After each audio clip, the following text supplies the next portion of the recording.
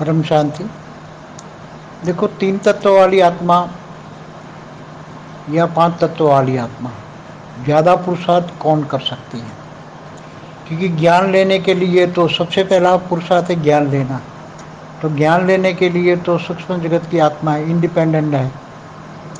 किसी के घर में रहकर किसी को रेज मार के वीडियो चालू करवा के ज्ञान सुनना, या किसी में प्रवेश करके सुनना, या किसी में निराकारी स्टेज बना के आत्मा के आसपास के कोई भी आवरण में एकदम बिंदी बन के उसमें प्रवेश करके सुनना, तो ये सभी ज्ञान सब्जेक्ट को पाने के लिए बहुत बड़ी मुश्किल है।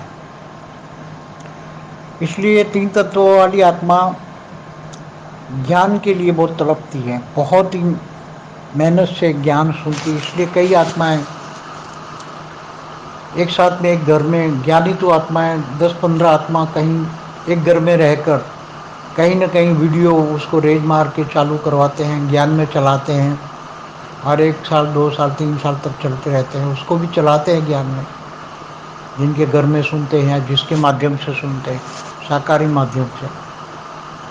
फिर जब उनको लगता है घर का वायुमंडल ठीक नहीं है, वहाँ ज्ञान के अनुरूप सब वायुमंडल ठीक नहीं है, तो फिर वहाँ से चली जाती है, फिर दूसरी जगह जाती है, दूसरी जगह पे थोड़ा टाइम रहती हैं, फिर वहाँ भी थोड़ा सुनती हैं। तो ऐसी तरह उनको ज्ञान सुनने के लिए अनेक जगह बदलनी पड़ती है, अनेकों में प्रवेश करके आते हैं। यहाँ मेरे सामने 97 से एक ही आत्मा कईयों में अलग अलग प्रवेश करके आई, कभी किसी में 2 साल में, उसमें कभी 3 साल उसमें, ऐसे अनेक। क्योंकि 108 वाली और 1008 वाली ज्ञान में तो बहुत हाई होती हैं, तो वो बीके पीबीकी से होकर आती है, या अनेक जगह जाती हैं, सुनती है, प्रवेश करती हैं, या रेज मार के सुनती हैं, या निराकारी बिंदी बन के भी उसकी आत्मा के आसपास के प्रवेश करके सुनती हैं, आवरणों में, बाहर के आवरणों में।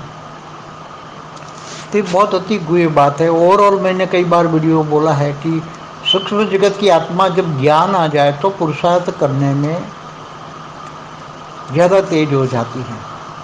अगर क्योंकि वो शरीर नहीं है, इसलिए तीन तत्व है, और देह के संबंध नहीं है, इसलिए ज़्यादा पुरुषार्थ कर सकती। नष्टो मोह है, अगर आत्मा तीन तत्व वाली नष्टो मोह है तो, और ज्ञान आ गया तो ज़्यादा पुरुषार्थ कर सकती। ऊपर में पहाड़ों में जाके ज्ञान आ गया तो उसमें पुरुषार्थ ज़्यादा कर सकती हैं, मगर ज्ञान पाने के लिए बहुत मेहनत है उस पर, साकार से ज़्यादा। ये साकारी तो अपने हिसाब से ज्ञान सुन सकती है, और साकारी आत्मा अगर नष्टो मोह नहीं है तो वो भी, मतलब आत्मा की स्टेज पर डिपेंडेंट है। नष्टो मोह की स्टेज, पहला सब्जेक्ट है ज्ञान, फिर दूसरा होता है योग।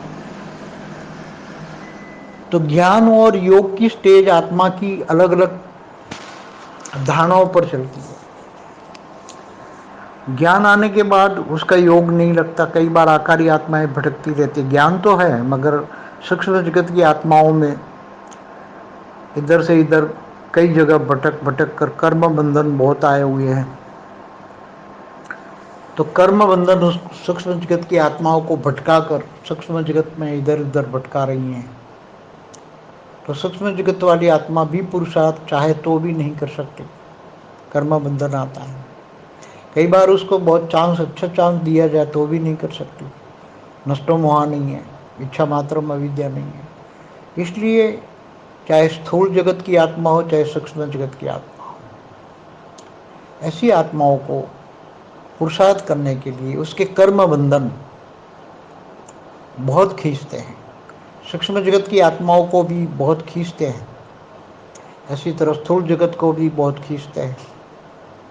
इसलिए कर्म बंधन काटने के लिए बहुत बड़ा मेहनत है, क्योंकि एक और खींचता है परमात्मा, दूसरी ओर खींचता है कर्म बंधन, चाहे साकारी हो चाहे आकारी हो। तो एक और खींचने वाला, एक और परमात्मा तुम्हें ज्ञान से खींचता है। परमात्मा चाहता है तुम नष्टो मोह बनो, इच्छा मात्र अविद्या बनो, और यहाँ तुम्हारे देह कर्म बंधन से, देह और देह के संबंधों में फंस कर नष्टो मोह नहीं बन सकते, इच्छा मात्र अविद्या नहीं बन सकते। ये चाहिए, ये चाहिए, ये चाहिए, चाहिए में आत्माएं योग नहीं कर पाती, ज्ञान है मगर योग नहीं कर पाती है, इसलिए पुरुषार्थ नहीं कर पा रही है।